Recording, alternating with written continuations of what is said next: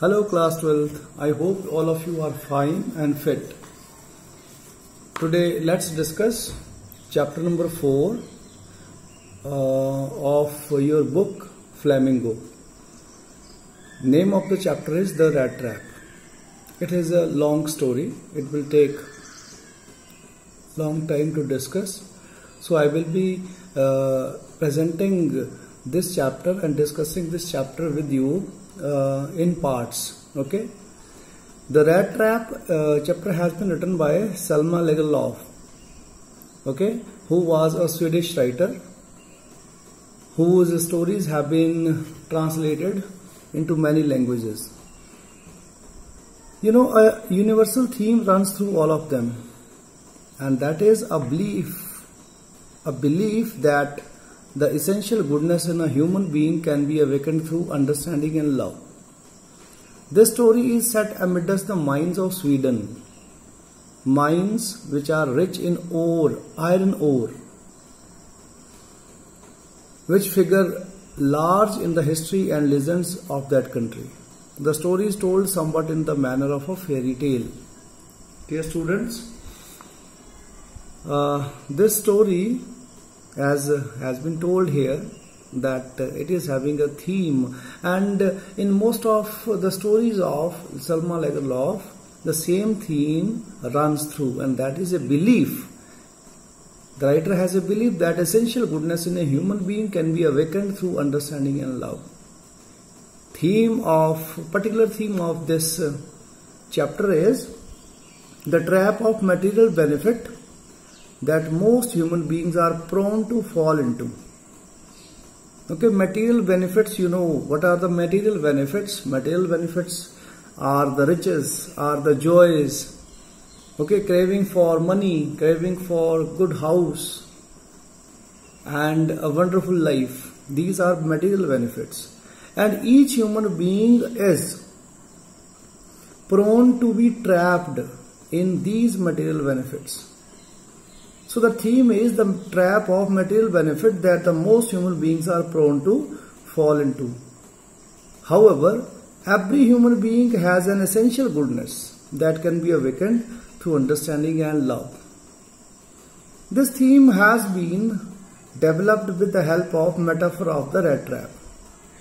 Metaphor of the rat trap. You might have understood the title of the story is rat trap, and you might be knowing the meaning of rat trap. Okay, it's a trap, kind of trap to catch the rats. So the theme has been developed with the help of the metaphor of the rat trap. The paddler in the story, the character is a paddler. The paddler with the rat traps calls the world a big rat trap. Material benefits like riches and joys, shelter and food, heat and clothing are temptations that allure a person to fall into the rat trap. Once someone takes the bait, the world closes in on him, and then everything is lost. You will see in the story how the paddler is caught into such a rat trap. Okay, so this is the theme, and there is sub-theme also in this story, that is the human tendency to redeem oneself from dishonest ways. The trap of benefit means material benefit leads a person to adopt dishonest ways, but whenever the person realizes his mistakes, he wants to get freedom from those mistakes. So a human being has a tendency to redeem himself or herself from the dishonest ways. So this is the sub-theme. Okay, so now let's start. I have discussed theme and sub-theme of the story. You will understand it when you will go through the chapter. Okay, so let's begin with the text. Once upon a time, there was a man who went around selling small rat traps of wire. He made them himself at odd moments from the material he got by begging in the stores or at the big farms. But even so, the business was not especially profitable, so he had to resort to both begging and petty thievery to keep body and soul together. Even so, his clothes were in rags, his cheeks were sunken, and hunger gleamed in his eyes. So what has been told, that there was a man who used to sell small rat traps which were made of wires, and he used to make them from the material he used to get through begging from the stores or begging from the big farms. So he was doing this business, but this business was not that much profitable, so he had also to do certain thievery also. So he had to resort to both begging, means he had to beg also, because he was not getting so much profit from his business of making rat traps. So he had also to beg, as well as he had also to go for thievery to earn his livelihood, to keep body and soul together. And his clothes were always torn, his cheeks were sunken, and one could see hunger in his eyes always. No one can imagine how sad and monotonous life can appear to such a vagabond. Vagabond is a gypsy, is a wanderer who is not having any destination, who wanders here and there, who plods along the road, left to his own meditations. Okay, so what is given? No one can imagine how sad, how dull, how drab his life had been. He was a wanderer, he was a paddler who plods, who walks slowly on the roads, and who was always lost in his meditations, always lost in his thoughts. But one day this man had fallen into a line of thought which really seemed to him entertaining. One day a thought came to this man, and it was a very much entertaining thought for him. He had naturally been thinking of rat traps, when suddenly he was struck by the idea that the whole, he was thinking of his rat traps, and suddenly an idea came to his mind. What was that idea? That the whole world around him, the world with all its lands and seas, its cities and villages, was nothing but a big rat trap. So now here this rat trap has been used as metaphor. He has compared the world as the rat trap. How? Let's see. It had never existed for any other purpose than to set baits for people. Baits are the allurements. Like to catch a fish, we make use of flour, or some other edible thing that becomes the bait for the fish. So he is saying that this world is in existence for not any other purpose than to set baits for its people. It means the world.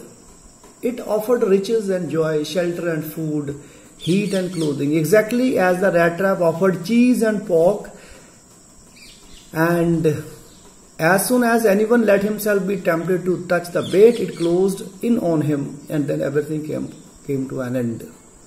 When we have to catch a rat, we make use of rat trap, and we have to offer cheese and pork there, which attracts the rat. And when it tries to grab that cheese or pork, means when the rat is tempted to touch that bait, the rat trap closes in on it, and then he is caught into the rat trap, means everything comes to an end.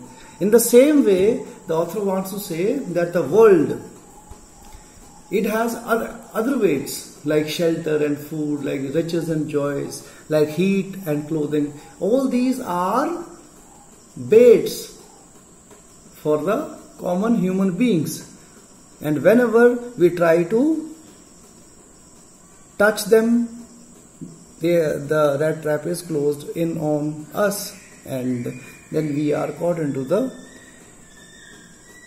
benefits, we are caught into the joys of the worldly things. Now, the world had of course never been very kind to him. So it gave him unwanted joy to think ill of it in this way. It became a cherished pastime of his. During many dreary ploddings to think of people he knew who had let themselves be caught into the dangerous snare, and of others who were still circling around the weight. So, when he was thinking, it was very entertaining thought for him, because the world had never been very much kind to him. Wherever he goes, the people used to chase him away. Nobody liked to talk to him. Nobody liked him to stop and to know the price, or to know about his condition, know the price of his rat traps. Because the world has been not very kind to him, so it used to give him unusual joy, unwanted joy to think ill of the world in this way. And it was his wonderful time pass. Means whenever he was on the road, he was undertaking the dreary ploddings, he was walking slowly on the road, he used to think like this, and it was his cherished time pass. What? To think of people he knew who had left themselves to be caught into the dangerous snare, mean that trap, who were already caught into such a trap, and those who were circling around the rat trap to be caught into it. One dark evening, so in this way he was thinking and going on, and it was giving him pleasure to think ill of the world who was never kind to him. He was going on his path. What happened? One dark evening, as he was trudging along the road, he caught sight of a little grey cottage by the roadside, and he knocked on the door to ask shelter for the night. Nor was he refused. Instead of the sour faces, which ordinarily met him, the owner, who was an old man without wife or child, was happy to get someone to talk to in his loneliness. Immediately he put the porridge pot on the fire and gave him supper. Then he carved off such a big slice from his tobacco roll that it was enough both for the stranger's pipe and his own. Finally he got out an old pack of cards and played moyoless with his guest until bedtime. So one dark evening he was walking on the road, and suddenly he saw that there was a little cottage by the side of the road. He knocked at the door to ask for the shelter for the night, and he was given the shelter by the owner of that cottage. He was not refused. Instead of the sour faces which ordinarily met him, oftenly people used to make sour faces while he was before them, but here it didn't happen. Instead of sour faces, the owner, who was an old man without wife or child, was happy to get someone to talk to in his loneliness. Means the owner of the house was also lonely because he was not having family, no wife, no children. So he was also happy to find someone to pass the night, to spend the night with him. Immediately, the owner of the cottage put the porridge pot on the fire and prepared the supper for him. Then he also gave him a big slice from his tobacco roll so that he could smoke. It was this slice was enough for both stranger's pipe and his own. Finally, he got out and then after they also played a game of card named moyoless. Moyoless, this is a Swedish word, game of cards. You will find certain such words of local language of the author. And then they both slept. The old man was just as generous with his confidences as with his porridge and tobacco. Means that old man was very liberal hearted, and he was very much confident in his talks, as he was confident to prepare the dinner and to serve his guest well with the tobacco. The guest was informed at once that his days of prosperity, his host had been a crofter at Ramsau Ironworks and had worked on the land. Now that he was no longer able to do day labor, it was his cow which supported him. Yes, that Bossy was extraordinary. She could give milk for the creamery every day, and last month he had received all the 30 kroner in payment. Now the host means that the owner of that old man, owner of the cottage, he started sharing his personal things with the guest, means the peddler. He told the peddler that when he was young and his days of prosperity were, he used to work as a croftsman, as a farmer in Ramsau Ironworks. Okay, and he was working very hard on the land. But because now he could not do day labor, he is an old man, so it is his cow who is supporting him. His cow is helping him, and he calls his cow as Bossy, who is very extraordinary because she gives him milk for the creamery every day, and by selling that creamery and milk etc., that old man had earned 30 kroners in payment. 30 kroners, like 30 rupees. Okay, he was having actually 3 10 kroner notes, like 3 10 rupee notes. Total 30 rupees, like 30 kroner he was having. And he told about this to the guest, that is the peddler. The stranger must have seemed incredulous. It was unbelievable for the stranger. For the old man got up and went to the window.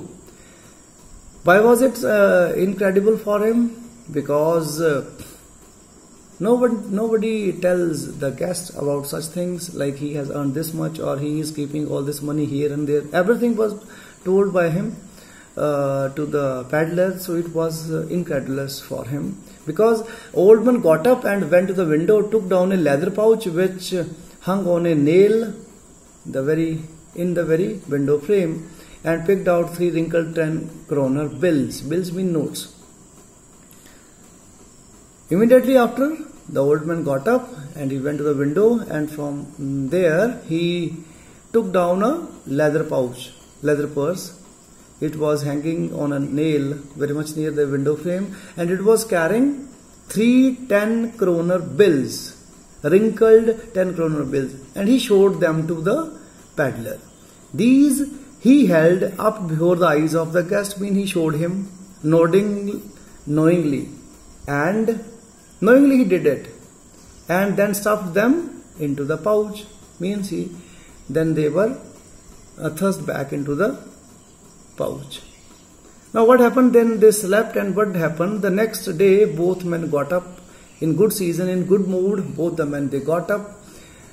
The crofter was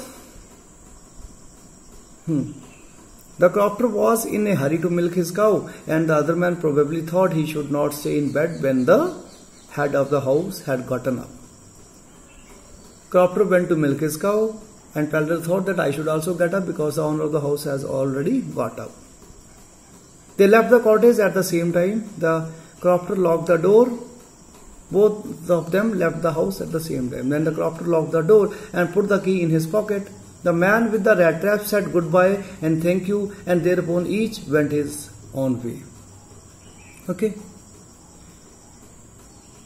But half an hour later, the rat trap peddler stood again before the door. Means the rat trap peddler, he returned after half an hour, and he stood against the door. He did not try to get in. He did not went inside the home. However, he only went up to the window.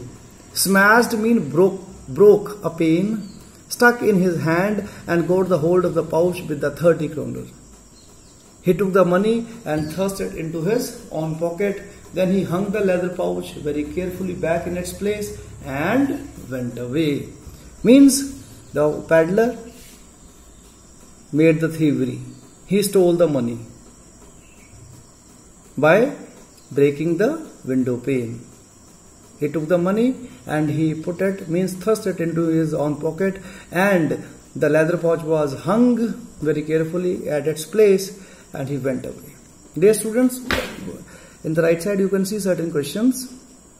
Question is, from where did the peddler get the idea of world being a rat trap? When he was not liked by the people, when the people, they had not been very much kind to him, it used to give him extraordinary pleasure to think ill of the people of the world. And while he was on his way, while he was on the road, trudging along the road, this idea came to him. Why was he amused by this idea? The same answer, people had never been good to him, and it used to give him pleasure. Did the peddler expect the kind of hospitality that he received from the crofter? No. He had never expected, because people used to chase him away. They used to make sour faces. Why was the crofter so talkative and friendly with the peddler? It was his habit. He was talkative, he was very much generous, and he was very much confident. Okay. So he told everything to the peddler. Probably he might have thought that he is a very poor man and he would be an honest fellow. So he had shared everything. He was talkative and friendly, as well as he was not having any family. He was not having someone to share his ideas. So he got someone to share. So he expressed everything. Why did he show the 30 kroner to the peddler? He wanted to tell how he is earning money with the help of his bossy. That is why he told, reposing faith in peddler, he did so. Did the peddler respect the confidence reposed in him by the crofter? No, he did not respect that peddler. He broke it by stealing the 30 kroners. Now, he went away. As he walked along with the money in his pocket, he felt quite pleased with his smartness. Now, he was very happy that he has done something smartly. He was very happy that he has earned something. He realized, of course, that at first he dared not continue on the public highway, but must turn off the road into the woods. Now, simultaneously, because he has stolen something, he did not want to be caught by the police. So he was hesitating to take up the public highway. So he was not daring to continue the public highway. So he turned off the road and he took to the route through the woods, through the jungle. Okay. During the first hours, this caused him no difficulty. While he was trudging on the road through the jungle, on the path through the jungle, during first hour, there was no difficulty to him. Later in the day, it became worse. Then the things started getting difficult for him. For it was a big and confusing forest which he had gotten into. It was a very big, it was a mazy, confusing forest. He tried to be sure to walk in a definite direction. He wanted to take up a direction which is definite, but the path twisted back and forth so strangely. But the path had been very twisting. He walked and walked without coming to the end of the wood. There was no end to the wood, and he was coming and he was walking and walking. And finally he realized that he had only been walking around in the same part of the forest. He realized that end of the forest is not coming. That means he is walking around the same part of the forest. All at once he recalled his thoughts about the world and the rat trap. Suddenly that idea came to his mind about the world being a rat trap. Now his own turn had come. He realized that now it is his turn to be caught into the rat trap of the worldly things. He had let himself be fooled by a bait. Means he had made himself foolish by getting attracted towards a bait of 30 kroners. And he had been caught in that. The whole forest, with its trunks and branches, its thickets mean bushes, and fallen logs, fallen mean broken or cut pieces of wood. Logs mean pieces of wood. Closed in upon him, means he was surrounded by the trunks of the trees, branches of the trees, bushes, and fallen pieces of the wood. He was surrounded by them, and everything has closed in upon him like an impenetrable prison. The forest had become a prison for him which he could not penetrate, which he could not get through, from which he could never escape. Now it was difficult for him, and it was late in December. Darkness was already descending over the forest. This increased the danger and increased also his gloom and despair. It was month of December, it was so cold, there was darkness already which was descending over the forest, and jungle means that forest was also very dangerous. Now he was getting sad, he was getting despair. Finally he saw no way out, and he sank down on the ground tired to death. Means he lays down on the ground. He was so tired, thinking that his last moment had come. He thought that now it is his last time, he will die. But just as he laid his head on the ground, he heard a sound. As he laid on the ground, he heard a sound. It was a hard, regular thumping, as if someone was hitting something over something. There was no doubt as to what that was. Means he had understood what that sound was of. He raised himself, means he got up again. Those are the hammer strokes from an iron mill. He immediately realized that there might be some iron mill nearby, because these were the hammer strokes of the iron mill. There must be people nearby. So he thought that there might be some people nearby. He summoned all his strength, he collected all his strength, all his power. He got up and staggered unsteadily. He started moving unsteadily because he was so much tired. He staggered in the direction of the sound. Okay, he started chasing the direction of the sound so that he could get shelter for the night. Okay, so dear students, I would like to stop here for today. I will soon be coming with the next part of this chapter. Then we will be discussing the next parts. Till then, you may read out the text we have discussed today and the rest of the text of this chapter, and the question answers which we discussed here.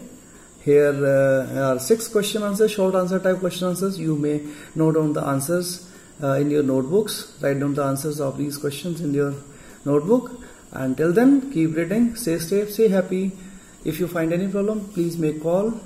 Thank you very much. Have a nice day.